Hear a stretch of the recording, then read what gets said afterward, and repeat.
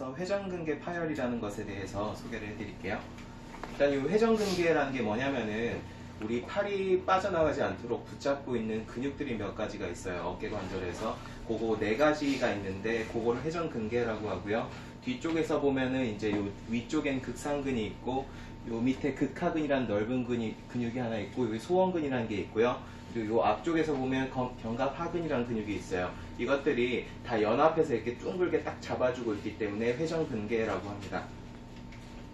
이제 그게 힘줄이 조금 찢어지는 경우가 생겨요. 그러면은 그 힘줄이 찢어졌을 때 회전근개 파열이라고 하고, 요거 따른 뭐 지금 상처가 난 거니까 염증이 생길 수도 있고 좀 팔에 힘이 떨어질 수도 있고 여러 가지 증상들이 생기는데 그런 것에 대해서 하나씩 알려드릴게요. 일단은 이런 회전근개 파열이 일어나는 가장 큰 원인이 요거예요. 이제 어깨 충돌 증후군이라고 하는데, 원래는 우리가 팔을 들 때 요 삼각근이 이제 힘을 많이 쓰지만 그냥 그대로 들면은 요 팔이 요 견봉에 딱 부닥치게 돼요. 그러면 안 들리겠죠. 그래서 요 위에 극상근이라는 근육이 요거를 이렇게 회전시키면서 잘 들 수 있게 만들어 주는데, 어떤 분들은 요 간격이 이런 정도 넓어야 되는데 이 간격이 이렇게 줄어 있어요. 줄어 있다 보면은 그때마다 힘줄이 계속 긁히면서 뭔가 마찰이 일어나겠죠. 반복되다 보면은 좀 파열이 일어날 수도 있어요. 이러면서 회전근개 파열이 잘 생깁니다. 그래서 파열 단계가 있는데, 처음에는 요게 해져요. 힘줄 같은 게 좀 해지다가 해지다 보면은 요 안쪽부터 이렇게 조금씩 가닥가닥이 끊어지기 시작해요. 이러면 이때부터는 통증이 생길 수도 있고 팔에 힘이 떨어질 수도 있고 이런 문제가 생기고요. 거기서 더 심해진다면 이렇게 완전히 뚝 끊겨버리는 경우도 있습니다. 여기는 부분 파열이라고 하고 이쪽은 완전 파열이라고 하는데, 이렇게 완전히 파열된 경우에는 어깨를 전혀 들 수가 없게 되죠.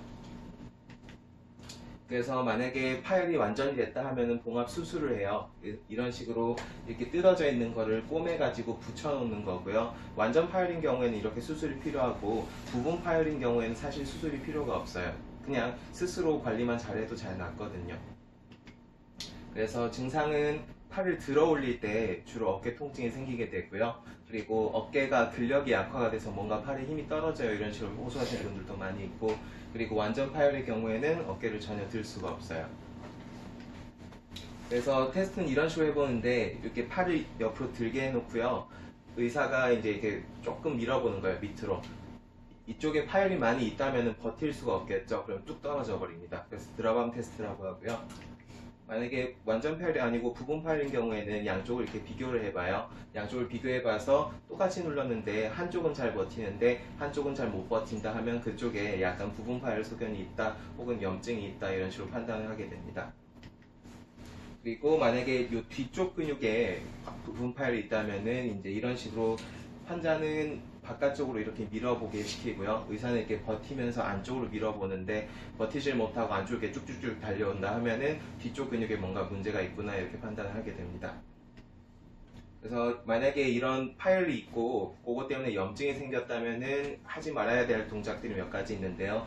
일단은 위로 올리는 걸 하면 안 돼요.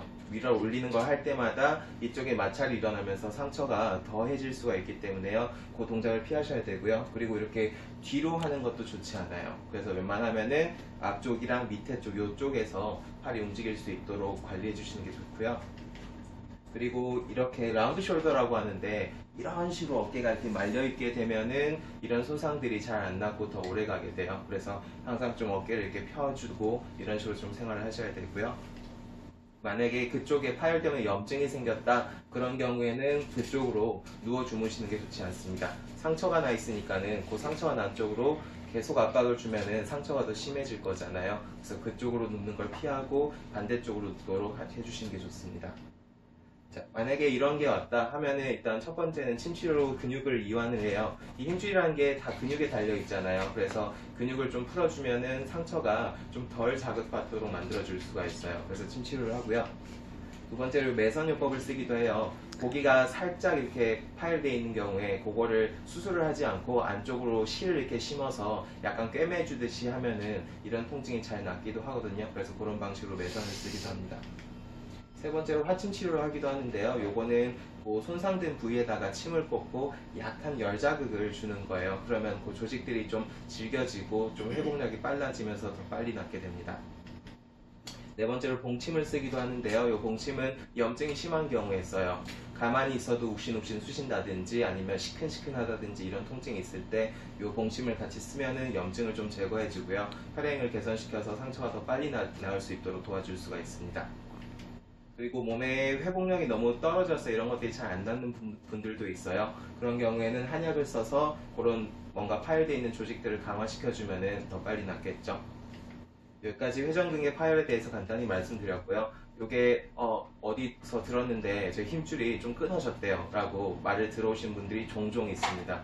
근데 자, 그럴 때 어깨 들어보시고 어깨가 들리면은 수술할 단계는 아니에요. 어깨를 들 수 있으면 충분히 한의원 치료도 가능하니까 얼른 치료 받으셨으면 좋겠고요. 만약에 주변 분이나 본인한테 이런 증상이 생겼다 하면 어디로 오시면 될까요? 네, 어깨동무 한의원 오시면 저희가 잘 치료해 드릴 거고요. 이런 정보들이 여러분들과 주변분들의 건강에 작은 보탬이 되었으면 좋겠습니다. 감사합니다.